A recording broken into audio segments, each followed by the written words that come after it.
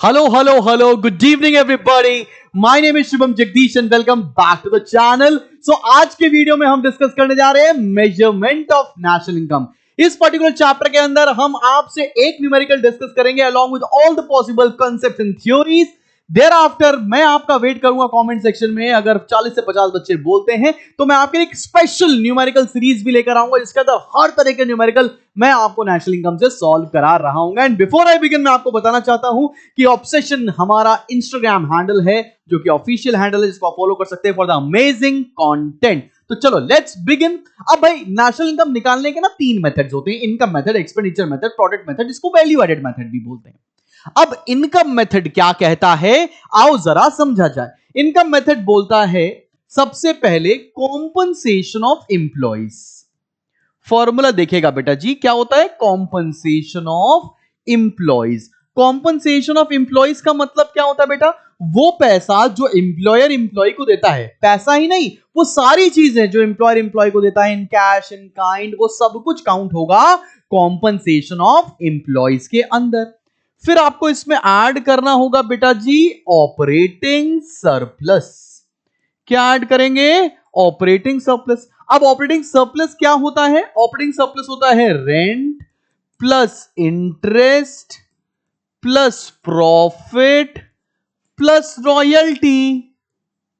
ठीक है ना भाई। अब रेंट क्या होता है, मेरी कोई बिल्डिंग है मैंने उसको किराए पे दे रखा है, वहां से मुझे किराया आ रहा है। इंटरेस्ट क्या होता है, मेरे पास पैसा था मैंने कहीं इन्वेस्ट कर रखा है, वहां से मुझे इंटरेस्ट मिल रहा है। प्रॉफिट मतलब मेरे कोई बिजनेस की इनकम आ रही है। प्रॉफिट के 3 पार्ट है।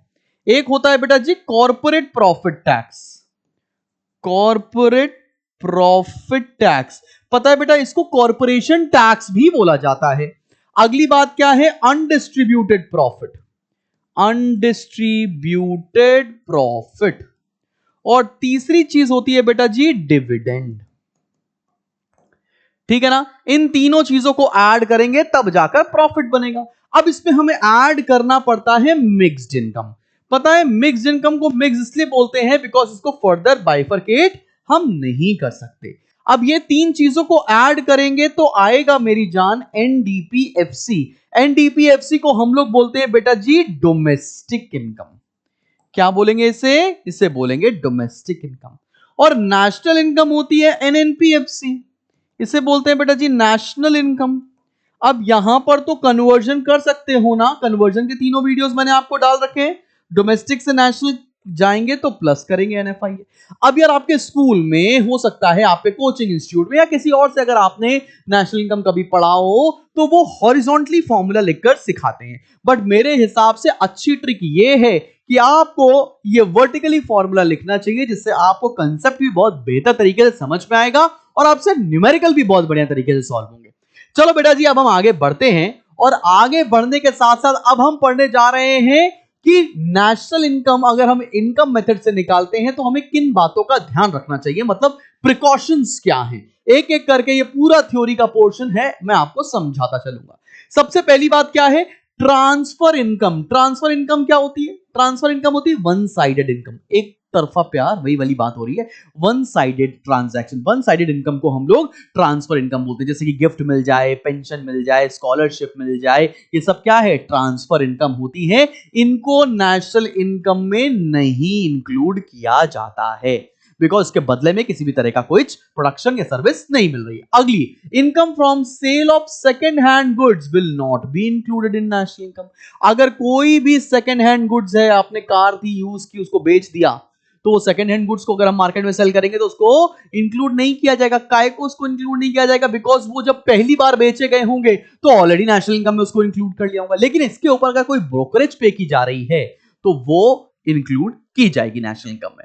अगली बात, income from sale of shares, bonds and debentures will not be included. Shares, bonds, debentures को नहीं इंक्लूड करते बिकॉज ये भी सेकंड हैंड गुड्स होते हैं भाई, क्योंकि शेयर्स भी मल्टीपल टाइम्स आप सेल परचेस करते हो। विंडफॉल गेन्स, विंडफॉल गेन्स मतलब लॉटरी लग जाना, कुछ बेटिंग में जीत जाना, ये सब इंक्लूड नहीं होगा नेशनल इनकम के अंदर। अगला, imputed value of services provided by owners of production will be included. Imputed value of services, मतलब अज्यूम्ड वैल्यू ऑफ सर्विसेज, जो भी हम सर्विस प्रोवाइड कर रहे हैं उसकी जो मार्केट में अगर वैल्यू कैलकुलेट की जाए तो उस वैल्यू पर हमारी सर्विस को कैलकुलेट करना चाहिए, उसे नेशनल इनकम में इंक्लूड करना होता है। Payment out of past savings like death duties, gift tax are not included in national income. जो मैंने पैसा सेव कर रखा है उसमें से अगर हम कुछ खर्चा कर रहे हैं उसको नेशनल इनकम में इंक्लूड करने की जरूरत नहीं। चलो भाई, अब हम बढ़ते हैं हमारे चैप्टर के एक बेहतरीन से कंसेप्ट की तरफ। एक्सपेंडिचर मेथड से हम लोग नेशनल इनकम को कैसे कैलकुलेट करेंगे, आइए जरा इसका फॉर्मूला देखते हैं। पहली चीज क्या है, प्राइवेट फाइनल कंजम्पशन एक्सपेंडिचर। पहली चीज क्या है, प्राइवेट फाइनल कंजम्पशन एक्सपेंडिचर। ये किसका एक्सपेंडिचर होता है, हाउस होल्ड का एक्सपेंडिचर होता है, ठीक है ना। प्लस इस पे ऐड करेंगे आप गवर्नमेंट फाइनल कंजम्पशन एक्सपेंडिचर। इसमें जो गवर्नमेंट पैसा खर्च करने वाली है ना उसको ऐड कर दिया जाएगा।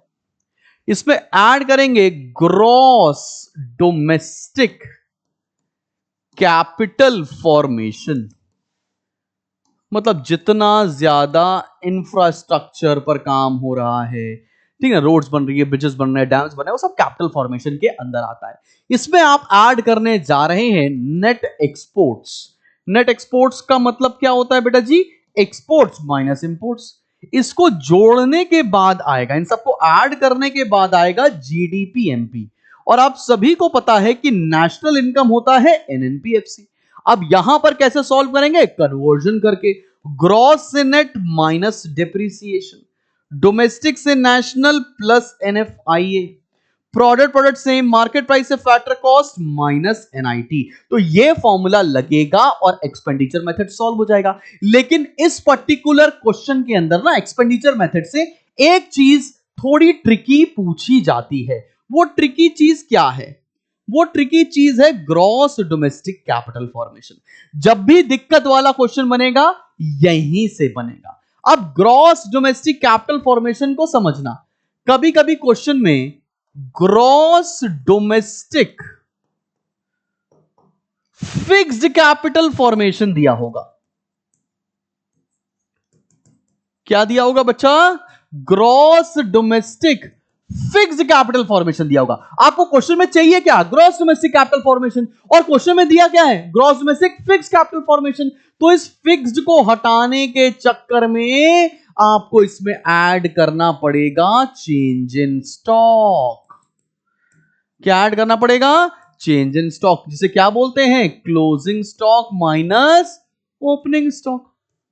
सब बच्चों को बात समझ में आ रही है कि नहीं आ रही है। अगर क्वेश्चन में ग्रॉस डोमेस्टिक कैपिटल फॉर्मेशन की जगह gross domestic fixed capital formation दिया हो तो आपको क्या ऐड करना पड़ेगा, चेंज इन स्टॉक। मान लो ग्रॉस डोमेस्टिक कैपिटल फॉर्मेशन की जगह दे रखा हो net domestic capital formation, net domestic capital formation ये दिया हो क्वेश्चन में, तो तुम्हें क्या करना पड़ेगा, तुम्हें चाहिए ग्रॉस, तुम नेट को ग्रॉस नहीं बना सकते।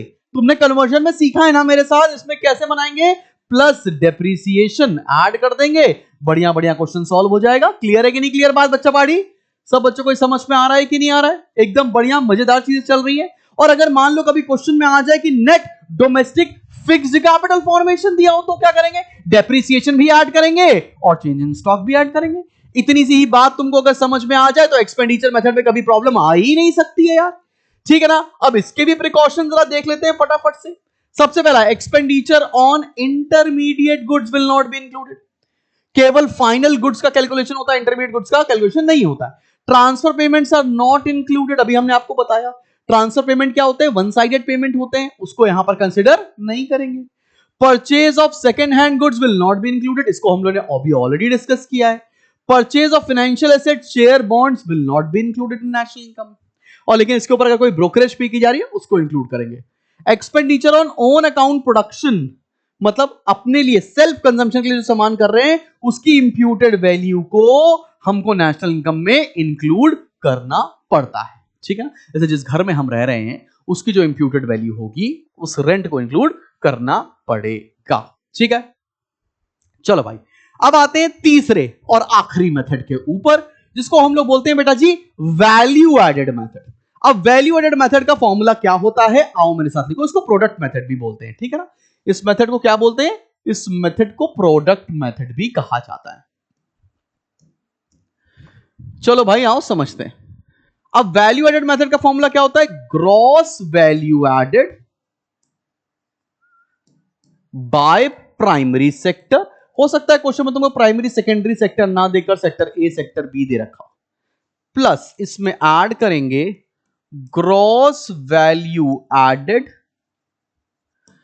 बाय सेकेंडरी सेक्टर, इसमें ऐड करेंगे gross value added by tertiary sector. इसको जोड़ने के बाद आता है बेटा GVAMP, इसको जोड़ने के बाद आता है GVAMP। अब GVAMP को अपन GDPMP भी कहते हैं। हाउएवर मैं भी तुमको सिखाऊंगा कि ग्रॉस वैल्यू एडेड कैसे निकालते हैं, लेकिन तुम्हें पता है एक चीज कि नेशनल इनकम को तो बोलते हैं NNPFC, और ये तो कन्वर्जन तुम कर सकते हो ना कि ग्रॉस से नेट जाएगा तो माइनस डेप्रिसिएशन, डोमेस्टिक से नेशनल जाएगा तो प्लस NFIA, प्रोडक्ट से मार्केट प्राइस से फैक्टर कॉस्ट जाएगा तो माइनस NIT। एग्जैक्टली तुम्हें क्लियर हो रही है कि नहीं हो रही है बात। अब बेटा जी ये ग्रॉस वैल्यू एडेड कैसे निकालते हैं, ग्रॉस वैल्यू एडेड कैसे निकाला जाएगा, ये निकाला जाएगा value of output minus intermediate consumption. कैसे निकाला जाएगा, value of output minus intermediate consumption. अब ये वैल्यू ऑफ आउटपुट क्या होता है मेरी जान, वैल्यू ऑफ आउटपुट क्या होता है, वैल्यू ऑफ आउटपुट होता है sales plus change in stock. Change in stock बोले तो closing minus opening stock, simple. और इंटरमीडिएट कंजम्पशन क्या होता है, किसी भी सामान को बनाने में जो खर्चा हो रहा है उसे इंटरमीडिएट कंजम्पशन कहते हैं बेटा जी हम लोग। एकदम क्लियर हो रही है ना बात जो मैं बोल रहा हूं। तो तीनों मेथड्स के फॉर्मूले क्लियर हो गए, प्रिकॉशन क्लियर हो गए, प्रोडक्ट मेथड का भी प्रिकॉशन देखते हैं। आओ जरा देखो, सबसे पहला intermediate goods are not to be included because final goods हम इंक्लूड करते हैं। Sale and purchase of second hand goods again नहीं इंक्लूड होगा। Production of services for self consumption are not included, services का प्रोडक्शन इंक्लूड नहीं होगा, लेकिन production of goods for self consumption will be included. यहां से तुमको एक एमसीक्यू पेपर में मिल जाएगा बेटा। Imputed value of owner occupied house should be included. Change in stock of inventory will be included, अभी हम लोग चेंज इन स्टॉक निकालते हैं। Goods produce for self consumption are included, services produce for self consumption are not included. इतनी सी बात तुमको ध्यान में रखकर चलनी पड़ेगी। चलें अब एक क्वेश्चन कराया जाए। आओ भैया एक क्वेश्चन आपके सामने रखा हुआ है, इस क्वेश्चन को हम लोग सॉल्व करके देखते हैं कि कैसे सॉल्व होगा। अब हमको ये सॉल्व अगर करना है तो हम कैसे सॉल्व करें, सबसे पहले तो हमको फॉर्मूला लिखना चाहिए। तो मैं एक काम करता हूं, इनकम मेथड यहां लिखता हूं और एक्सपेंडिचर मेथड यहां लिखता हूं। थोड़ा शॉर्ट में लिखूंगा ताकि तुम्हें समझ में आ जाए। भाई इनकम मेथड का फॉर्मूला क्या होता है, compensation of employees plus operating surplus plus mix income, जोड़ के आता है NDPFC, और नेशनल इनकम किसे बोलते हैं, NNPFC को। तो डोमेस्टिक से नेशनल तो फॉर्मूला हो गया प्लस NFIA। क्या ये बात समझ में आ रही, आप ऐसे वर्टिकली ही सॉल्व करिएगा। अब एक्सपेंडिचर मेथड का फॉर्मूला क्या होता है, private final plus government final plus gross domestic capital formation plus net export, जोड़कर आता है GDPMP, और नेशनल इनकम बोलते हैं अपन NNPFC को। तो ग्रॉस से नेट माइनस डेप्रीसिएशन, डोमेस्टिक से नेशनल प्लस NFIA, और मार्केट प्राइस से फैक्टर कॉस्ट माइनस NIT। तो मैं फॉर्मूला तो पता है, चलो ये दोनों मेथड तो हम लोग फटाफट से सॉल्व कर लेते हैं। ओके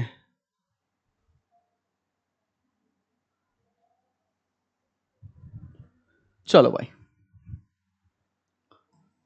अब सॉल्व करते हैं इसको, एक एक आइटम देते हैं। देखो gross value added by primary secondary tertiary product method हो जाएगा। कॉम्पनसेशन ऑफ एम्प्लॉइज 1500, ये मिला, यहां इंफॉर्मेशन डाल दी।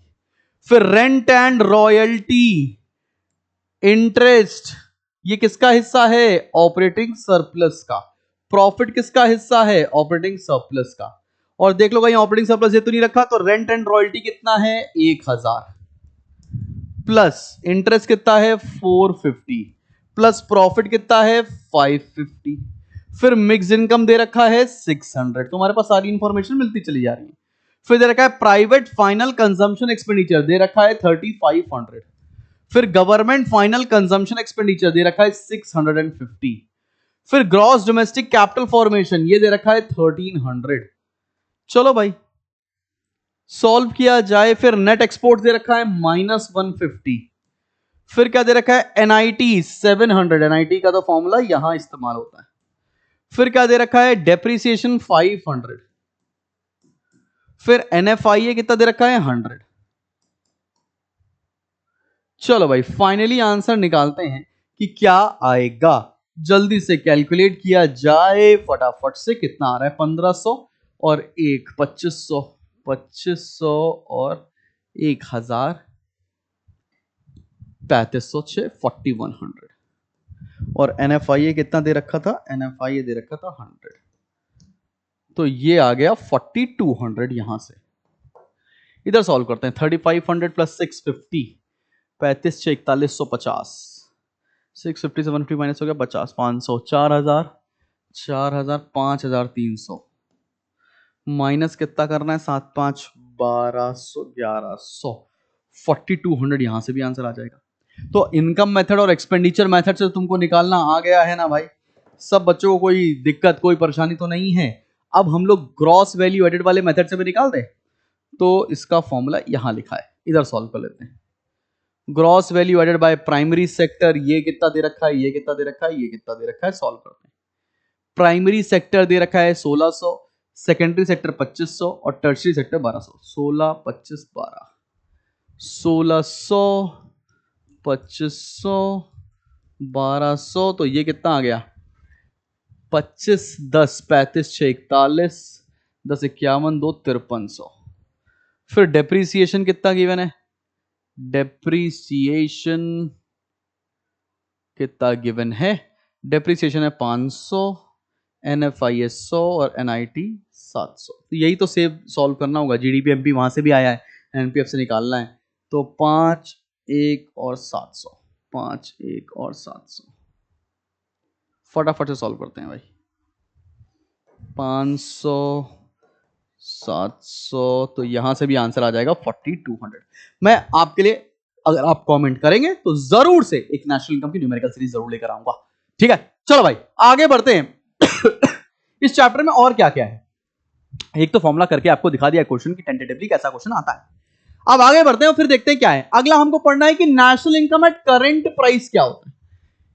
एक नॉमिनल जीडीपी होता है, एक रियल जीडीपी होता है। देखो भाई बताता हूं, नॉमिनल जीडीपी का मतलब होता है जब हम जीडीपी की कैलकुलेशन, ग्रॉस डोमेस्टिक प्रोडक्ट की कैलकुलेशन करंट ईयर के प्राइस पर करते हैं, उसको नॉमिनल जीडीपी बोलते हैं। रियल जीडीपी होता है जब हम जीडीपी की कैलकुलेशन किसी बेस ईयर प्राइस पे करते हैं, तो उसको रियल जीडीपी बोलते हैं। It is a monetary value of final goods and services produced by normal residents of a country in a year measured at the prices of current year. Current year के prices पर calculate करेंगे अगर कोई भी चीज, तो उसे क्या बोलेंगे हम लोग? Nominal GDP. इसको हम लोग नॉमिनल नेशनल इनकम भी कहते हैं। और ये हमारे को हमारे भारत की एक्चुअल पिक्चर नहीं बताता है। कौन बताता है? Real GDP. इसको जीडीपी एट कांस्टेंट प्राइस बोलते हैं। It is a money value of final goods and services produced by normal residents of a country measured at the base year. Base year is a normal year which is free from the price fluctuation. ठीक है ना? तो भाई base year, इसको हम लोग क्या बोलेंगे? Real GDP. इस वाले जीडीपी को क्या बोलते हैं? Real GDP. Real GDP. इसको क्या बोलते हैं अपन लोग? Nominal GDP. याद रहेगी बात। करंट ईयर पे निकालना है तो नॉमिनल, बेस ईयर पे निकालना है तो रियल। ठीक है आगे बढ़ते हैं, आगे बढ़ते हैं। और अगला कॉन्सेप्ट है जीडीपी डिफ्लेटर या प्राइस इंडेक्स। इसका फॉर्मूला क्या होता है? इसका होता है nominal GDP upon real GDP into 100। GDP deflator. Deflator का मतलब क्या होता है? कि जो इन्फ्लेशन हुआ है उसको कम करके इकोनॉमी को देखना। ठीक है ना? बस इतनी सी बात रखना कि nominal GDP upon real GDP into 100 कर देंगे तो आपका बढ़िया बढ़िया आंसर आ जाएगा। अब एक क्वेश्चन कई बार आपसे एग्जाम में पूछा आता है कि जीडीपी क्या करेक्ट इंडेक्स होता है वेलफेयर का ऑफ द सोसाइटी? इसके ऊपर आप अपनी बात कहकर बताओ, ठीक है। आओ जरा देखते हैं। GDP is often considered as an index of welfare of the people. Welfare means sense of material wellbeing among the people. GDP को कंसिडर किया था कि अगर जीडीपी देश की बढ़ रही है तो लोगों के पास मटेरियल वेलबीइंग बढ़ रही है, मतलब इनकम बढ़ रही है, तो वो सामान खरीद सकते हैं, ठीक है ना। It depends on greater per head availability of goods and services. So higher GDP generally taken as higher welfare of the people, ऐसा माना जाता है। However, this generalization may not be correct due to the following limitation। और यहां से आपके लिए question बहुत इंपॉर्टेंट बन जाएगा, क्योंकि क्वेश्चन ऐसे बनेगा कि जीडीपी इकोनॉमी का वेलफेयर बताने के लिए सही इंडिकेटर क्यों नहीं है, इसके ऊपर क्वेश्चन पूछा जाएगा। तो आओ देखते हैं। Distribution GDP. It is possible that with rise in GDP inequalities in the distribution of income में ऑल्सो इंक्रीज। भाई होता क्या है, जीडीपी बढ़ रही है, कुछ लोग तो बहुत अमीर हो रहे हैं, कुछ लोग तो बिल्कुल गरीब है, तो अमीर और गरीब के बीच की दूरी तो बहुत ज्यादा है। तो एक तरफ तो लग रहा है कि जीडीपी बढ़ रही है, सबका कमाई हो रही है, बट ऐसा नहीं है। कई बार इनकम डिस्पैरिटीज की वजह से अमीर अमीर होता आता है, गरीब गरीब होता आ रहा है, ठीक है। अगला क्या है, change in prices. If increase in GDP is due to rise in prices and not due to increase in physical output, then it will not be a reliable index. या जीडीपी तब भी तो बढ़ सकता है जब महंगाई हो जाए। जैसे मैं बोलूं मैंने 2010 में 10 रिमोट बनाए थे, एक रिमोट 1 रुपए का आता था, तो उस साल की जीडीपी 10 रुपए थी। अब 10 रिमोट इस साल ही बनाए, एक जीडीपी आता है, ये एक रिमोट आता है 1000 रुपए का, तो इस बार तो जीडीपी भैया 10,000 हो गई। ऐसा नहीं हो सकता है। तो अगर जीडीपी की कैलकुलेशन हम करंट ईयर के प्राइस पर कर रहे हैं तो ये कोई सही तरीका नहीं है। Non monetary exchanges, many activities in economy are not evaluated in monetary terms. भाई वेलफेयर हमेशा पैसा नहीं होता, सामान नहीं होता, हेल्थ भी तो होता है, पोल्यूशन भी तो होता है, वो सब जीडीपी से कैलकुलेट नहीं किया जा सकता है। एक्सटर्नलिटीज रेफर टू बेनिफिट्स और harms of an activity caused by a firm और an individual that are paid as penalise. अभी होता क्या है, एक्सटर्नलिटीज की वजह से भी तो नुकसान हो रहा है। भाई कंपनीज प्रॉफिट बना रही है, कंपनीज मैन्युफैक्चरिंग कर रही है, गंदी हमारी यमुना और गंगा हो रहा है, जिसकी वजह से हमको प्रॉब्लम फेस करनी पड़ रही है, जिसकी वजह से हमारा वेलफेयर नहीं हो रहा है। तो GDP is not always the true indicator for economic welfare. This you should know and this you should write in the examination. And for downloading all these notes, you just need to visit OBZ application और वहां से आपको ये notes free of cost मिल जाएंगे। Free study material section के अंदर मैं after the class upload कर देता हूं हर चैप्टर के नोट्स। तो मिलते हैं हम लोग अगले चैप्टर में। Till then keep smiling and keep learning. अगर आपके 40 से 50 कमेंट्स मिलते हैं तो मैं आपके लिए लेकर आऊंगा न्यूमेरिकल सीरीज, जिसमें जितने न्यूमेरिकल्स बन सकते हैं नेशनल इनकम के, वो सारे के सारे न्यूमेरिकल्स मैं खुद करवाऊंगा आपको। चलो bye, till then take care, keep smiling and keep learning.